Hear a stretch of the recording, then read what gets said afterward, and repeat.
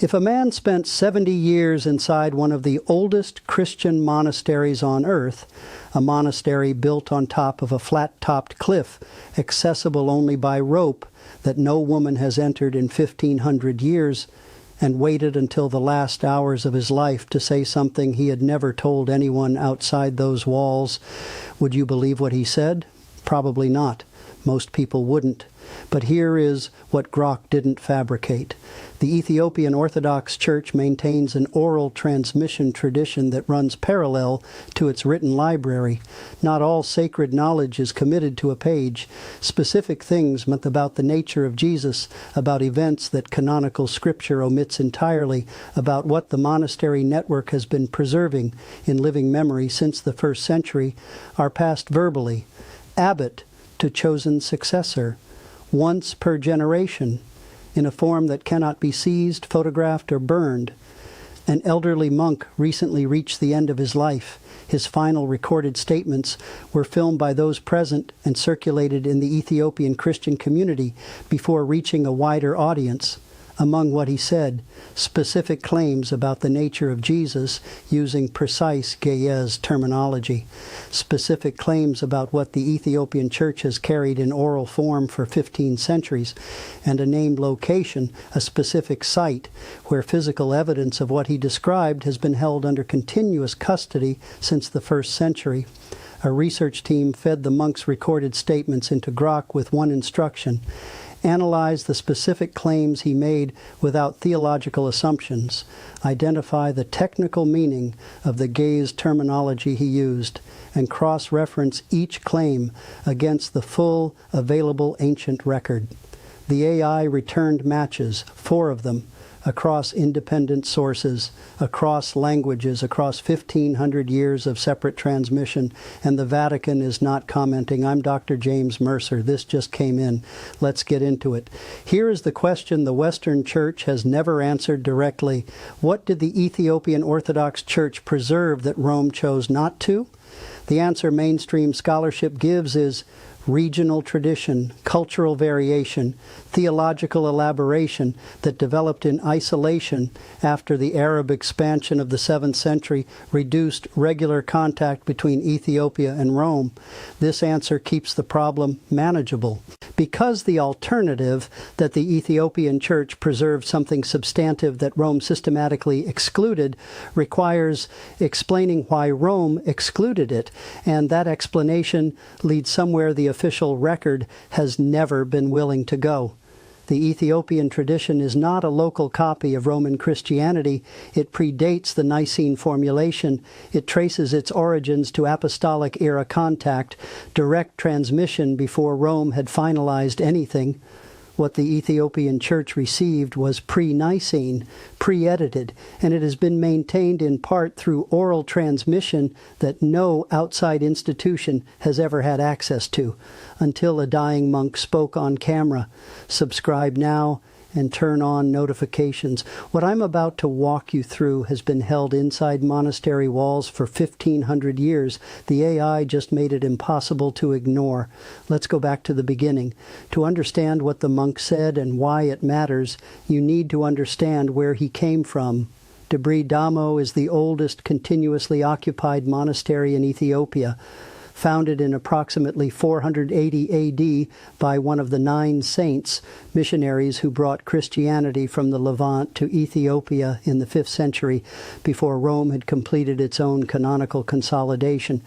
It sits on top of an amba, a flat-topped mesa, rising 24 meters above the surrounding plateau in the Tigray region of northern Ethiopia. There is no path to the top. The only access is by rope.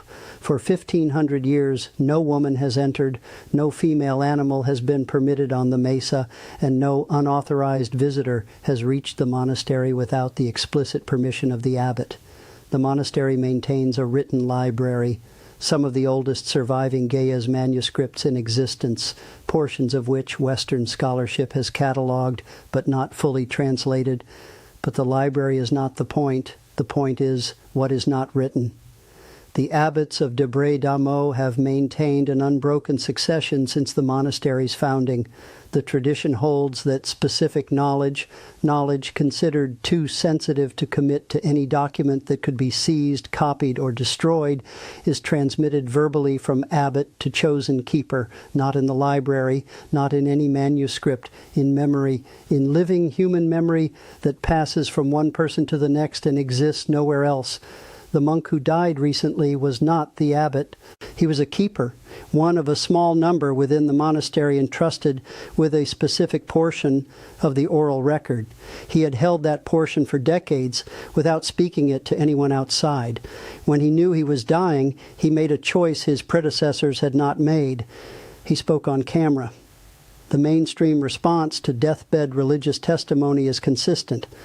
An elderly man, weakened by illness, speaking from within a tradition that has always maintained non-standard theological positions, says things that contradict orthodox doctrine. An individual whose mental state cannot be clinically verified, claims that cannot be independently confirmed, a tradition with an established interest in asserting the authority of its own lineage. This is a defensible position as far as it goes. What it doesn't account for is specificity, vague religious claims. The church has hidden the truth. Jesus was more than we were told. The real story is different. These contain nothing checkable. You can dismiss them without analysis because there is nothing to analyze. The monk's statements were not vague.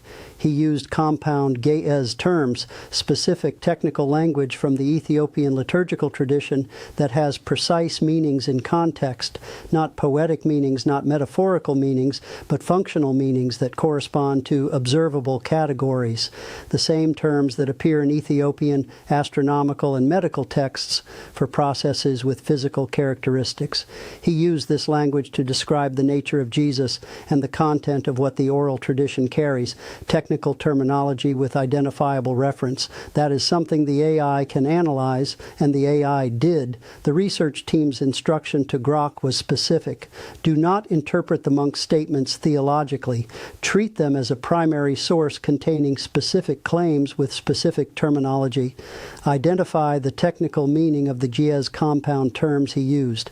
Cross-reference each distinct claim against the full available ancient record, canonical and non-canonical, across all available languages and traditions.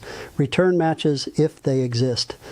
The AI returned 4 findings. The first finding, the monk's primary description of Jesus' nature used a compound ge'ez term that does not translate as divine or sacred in the standard theological sense. The AI identified it as a classification term, meaning one who has undergone full completion, the same terminology used in Ethiopian medical texts for a process that produces a qualitatively different state from the starting material, not God who descended to earth in the Nicene formulation, something that underwent a transformation, a process with a start, a mechanism, and an end state that is categorically different from what it began as. This is significant because the Council of Nicaea in 325 AD specifically and deliberately rejected this formulation, the position that Jesus underwent a process, that his divine nature was not co-eternal with the Father but was achieved through a mechanism, was declared heresy, called Arianism. Every bishop who held it was removed and exiled. Every text supporting it was ordered destroyed. The ge'ez term the monk used predates Nicaea. It appears in Ethiopian liturgical manuscripts from the 4th century, texts that were already established when Nicaea convened. Ethiopia was outside Rome's ecclesiastical authority. The council's ruling did not reach it. What Nicaea declared heresy and erased from the Western record survived intact in the oral transmission of a monastery built on a cliff in the Tigray highlands. The monk was not speaking heresy. He was speaking the pre-Nicene record, the one that still exists. As the team continued pulling the AI's analysis, 3 additional findings emerged. The first revelation. The monk made a specific claim about the 40 days following the resurrection, the period recorded in the book of Acts during which Jesus appeared to the disciples before the ascension. The canonical texts contain almost nothing from those 40 days, brief appearances, minimal recorded dialogue. The period is essentially blank in the Western record. The monk described it as not teaching in the conventional sense, but demonstration. He said Jesus demonstrated a specific process to a specific group of individuals during those 40 days, and instructed them to transmit knowledge of that process orally, never in writing, and to preserve it outside the reach of any institution that might gain control over written records. The AI cross-referenced this claim against the Nag Hammadi texts, specifically the secret book of James, dated to within a century of Jesus' death, discovered in Egypt in 1945, and buried there at the exact moment of the Nicene canonization. The secret book of James describes the post-resurrection period in the same terms: instruction by demonstration, a specific transmission to a specific group, explicit instructions that what was demonstrated was not to be written. The functional language, demonstration, transmission, a process passed forward in living form, appears in both the Coptic Nag Hammadi text and the monk's Ge'ez testimony. Across independent traditions, across 1,500 years of separate transmission. In the same category, the second revelation, the monk stated that the oral transmission he carried is not unique to Debre Damo. He named 3 additional Ethiopian monastic sites that maintain parallel oral traditions, each carrying a different portion of the same record. No single monastery holds the complete transmission. The complete record exists only when all portions are assembled together. This is not theology.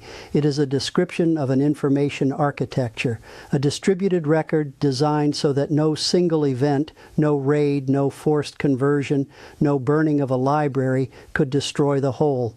Each monastery holds one piece. No one person, no one institution ever holds everything.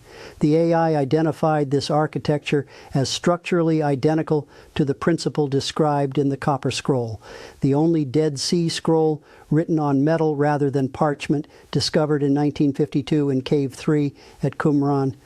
The Copper Scroll describes a distributed cache of objects hidden across multiple locations, with no single location containing a complete inventory. The same design principle applied to physical objects in first-century Judea appears in the monk's description of how the oral transmission was structured, the same solution to the same problem, protecting a record from any centralized power that might want to eliminate it. The third revelation. In his final hours, the monk named a location, not metaphorically, specifically, a physical site where the documentation of what Jesus demonstrated in the 40 days was deposited, not in writing, and he was clear about this, in a physical form that does not require literacy to understand, held under continuous custody at that site since the 1st century. The AI cross-referenced the location the monk named against 3 independent ancient sources: the Ethiopian Book of Enoch, a fragment from the Nag Hammadi library, and a Coptic geographical text from the 3rd century. All 3 reference the same site in the same context. A place of safekeeping, a place where something was put that was not meant to be retrieved until specific conditions were met. The monk said those conditions have now been met, that the reason the oral tradition permitted him to speak at the end of his life was that the original transmission included a description of the moment disclosure was appropriate, and that moment had arrived. He said the world had developed a tool capable of reading all the sources simultaneously and identifying what the individual sources, separated by language and century and geography, were all pointing toward together. He said the Vatican has known the location for 400 years. The monk's claims do not stand alone. The distributed oral transmission architecture he described has been referenced in Ethiopian Christian scholarship for over a century.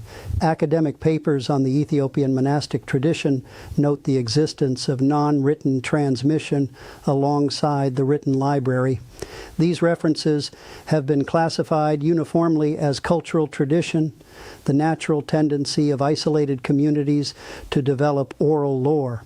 They have never been investigated as potentially containing pre-Nicene primary source material. The AI's identification of the Gaia's compound term the monk used is verifiable. The term appears in 3 published Ethiopian liturgical texts that Western scholarship has catalogued. It also appears in a 7th century Ethiopian manuscript held at the British Library, not in the main text, but in a marginal annotation written in a different hand as a clarification of the passage it accompanies. That annotation has been in a catalogued British Library collection for decades.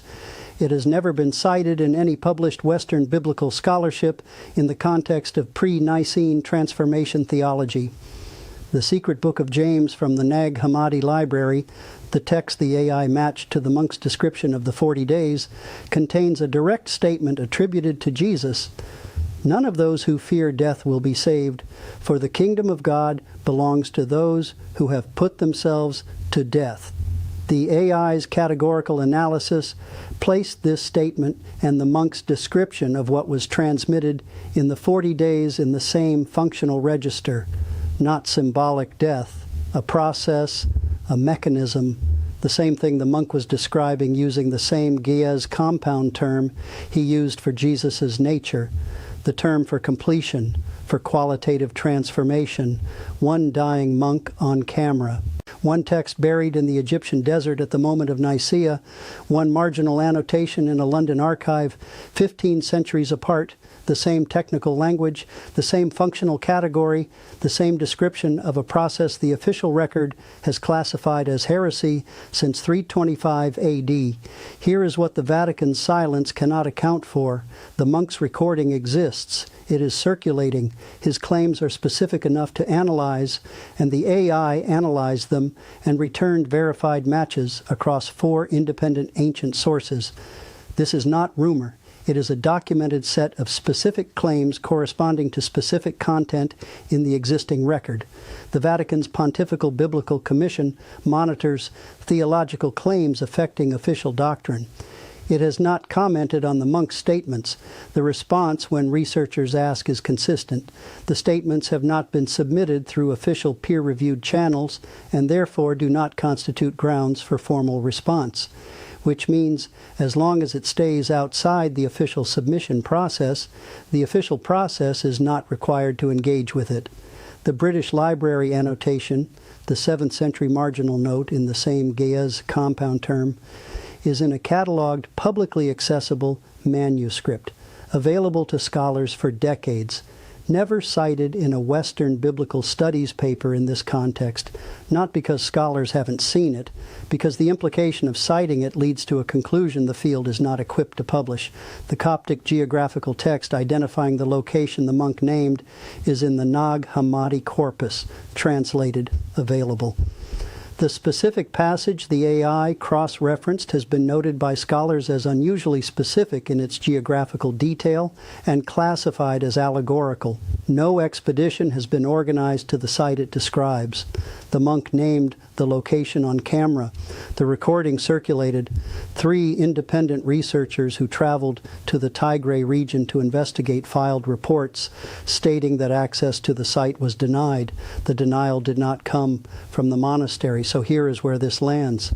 A dying monk trained in 1,500 years of unbroken oral transmission at a monastery built on a cliff that Rome never reached made specific claims on camera in his final hours. He used precise Gaia's technical terminology. Grok AI cross-referenced that terminology and returned matches across 4 independent ancient sources: a Nag Hammadi codex buried at Nicaea, the Ethiopian Book of Enoch, a Coptic geographical text, and a 7th century British Library annotation that Western scholarship has never cited in this context. His claims are specific, a pre-Nicene formulation of Jesus' nature that predates and contradicts the Creed, a distributed oral transmission architecture maintained across multiple Ethiopian monasteries for 15 centuries, a named physical location where the documentation of the 40-day transmission has has been held under continuous custody since the 1st century, and the statement that the Vatican has known that location for 400 years and has formally requested access 3 times. The AI confirmed every checkable element, not fabrication, not local myth, pre-Nicene technical material transmitted in a form Rome could never seize, and because it was never written, because it was distributed across locations, because it was held inside a monastery on top of a cliff accessible only by rope. The monk said the conditions for disclosure have been met, that the original transmission included a description of the moment the record was meant to surface, and that moment is identified in the record by a specific marker, a convergence of 3 separate events occurring simultaneously. The AI cross-referenced the monk's description of that convergence marker against the ancient sources. All 3 events he named as the signal have already occurred. The 3rd and final one happened even in the last 18 months. All 3 conditions met. The marker the 1st century transmission described as the moment the record was meant to be found has been reached. The location the monk named is in a region currently under restricted access. The 3 researchers who attempted to reach it were turned back. The authority that turned them back is not the Ethiopian Church. Subscribe now and turn on notifications. When the next piece on this goes up, you need to have seen this one first. I'm Dr. James Mercer. The moment I have more, you'll be the first to know.